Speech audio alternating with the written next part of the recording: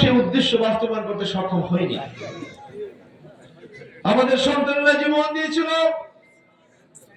অন্ধকারাচ্ছন্ন বাংলাদেশকে আলোকিত বাংলাদেশের দিকে তারা নিয়ে যাবে, এই কারণেই তারা জীবন দিয়েছিল।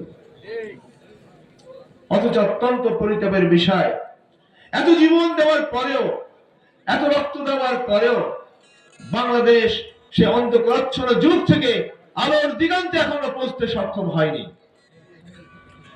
এখনো কি বাংলাদেশে সন্ত্রাস হচ্ছে? এখনো কি বাংলাদেশে লুটপাট চাঁদাবাজি চলছে?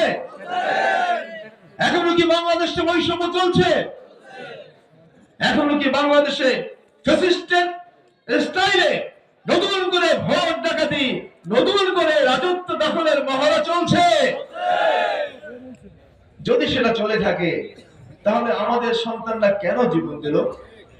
তারা কি এই কারণে জীবন দিয়েছে একটি স্বৈরাচারী গোষ্ঠীকে সরিয়ে দেবে বুকের রক্ত দিয়ে, সেই জায়গায় আরেকটি স্বৈরাচার প্রতিষ্ঠিত হবে, এই কারণে কি আমাদের সন্তানরা জীবন দিয়েছিল?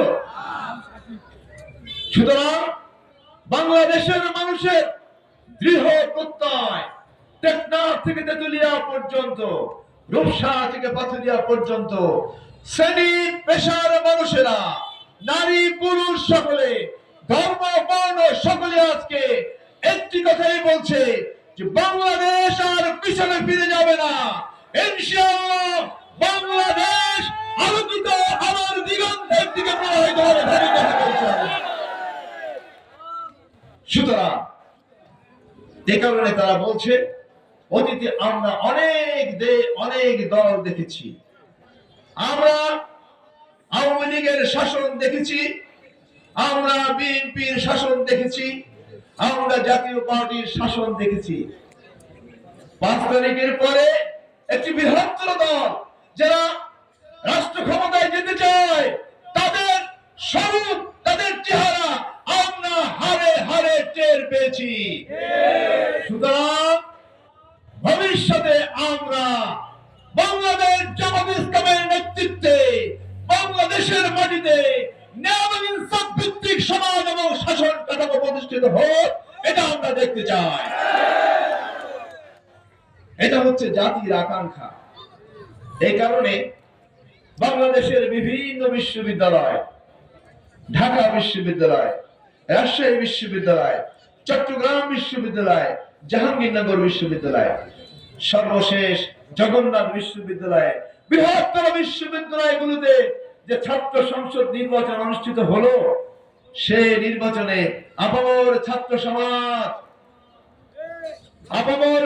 সমাজ ফ্যাসিস্টের চরিত্রের অধিকারী একটি রাজনৈতিক দল এবং নয়া আধিপত্যবাদের কাছে মাথা নত করে সেই দলটাকে তারা প্রত্যাখ্যান করেছে। কথা ঠিক কিনা বলে? তারা বলছে, তারা বিশ্বাস করে, তারা বলছে যে এদেশের ছাত্র সমাজ কেবলমাত্র একটি দল এবং একটি ছাত্র সংগঠনের কাছেই নিরাপদ। সে দলটি হলো বাংলাদেশ জামাত ইসলামী, আর ছাত্র সংগঠনের নাম হলো বাংলাদেশ ইসলামী ছাত্র শিবির। আমি আপনাদের কাছে জানতে চাচ্ছি, প্রাণপ্রিয় তেলিগাতিবাসী, বিভিন্ন বিশ্ববিদ্যালয়, যে সকল বিশ্ববিদ্যালয় ইসলামী ছাত্র শিবির পূর্ণ প্যানেলে বিপুল ভোটের ব্যবধানে জয়লাভ করলো, সেই সকল বিশ্ববিদ্যালয়ে সকল ছাত্ররা কি শিবির করে? নিশ্চয়ই সকল ছাত্ররা শিবির করে না। শিবির গুটি কয়েক ছাত্র ছাত্রীরা শিবির করে, কিন্তু অধিকাংশ ছাত্র ছাত্রী ইসলামী ছাত্র শিবির করে না। কিন্তু তারা কেন ইসলামী ছাত্র শিবিরের পক্ষে রায় দিল? ইসলামী ছাত্র শিবিরের পক্ষে রায় এই কারণেই দিয়েছে যে তারা ভালো করে বুঝতে পেরেছে যে ছাত্র সমাজ, ছাত্র ছাত্রীদের জীবন এবং দায়িত্ব পালন করার মতো, নিরাপত্তা দেওয়ার মতো একমাত্র একটিমাত্র দল, একটিমাত্র ছাত্র সংগঠন, সে সংগঠনটির নাম হলো বাংলাদেশ ইসলামী ছাত্র শিবির। এ কারণেই তারা সকলে ঐক্যবদ্ধ হবে ইসলামী ছাত্র শিবিরের পক্ষে বিপুল ভোটের ব্যবধানে তাদেরকে বিজয়ী করে তাদের উপর বিশ্ববিদ্যালয়ের ছাত্রদের পরিচালনার দায়িত্বভার অর্পণ করেছে। এবং এই সিদ্ধান্ত তারা দেশবাসীকে জানিয়ে দিয়েছে, আমরা ছাত্ররা ইসলামী ছাত্র শিবিরকে বেছে নিয়েছি, আমাদের পরিচালনার জন্য।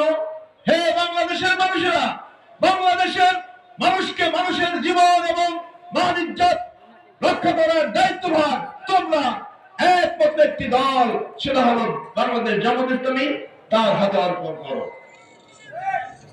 সুতরাং এই যে ছাত্র সংসদ নির্বাচন, এটা একটি এসিড টেস্ট, একটি সয়েল টেস্ট।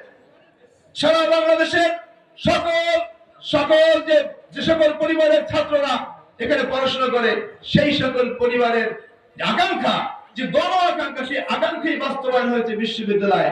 ইনশাআল্লাহ আগামী 12ই ফেব্রুয়ারি নির্বাচনে মডেলগঞ্জ, শরণখোলা সহ সারা বাংলাদেশে বাংলাদেশ জামাত ইসলামীকে এদেশের মানুষ বিপুল ভোটের ব্যবধানে বিজয়ী করে বাংলাদেশ পরিচালনার দায়িত্বভার ইনশাআল্লাহ জামাত ইসলামী এবং জামাতের নেতৃত্বে এবারও জুড়ে হাত অর্পণ করবে ইনশাআল্লাহ।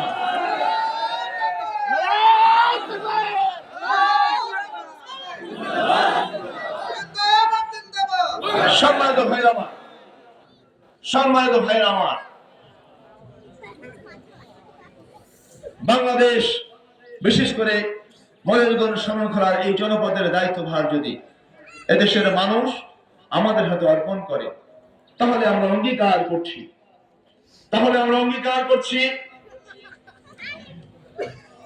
মডেলগঞ্জ, শরণখোলা এই জনপদের প্রতি ইঞ্চি মাটি হবে নিরাপদ।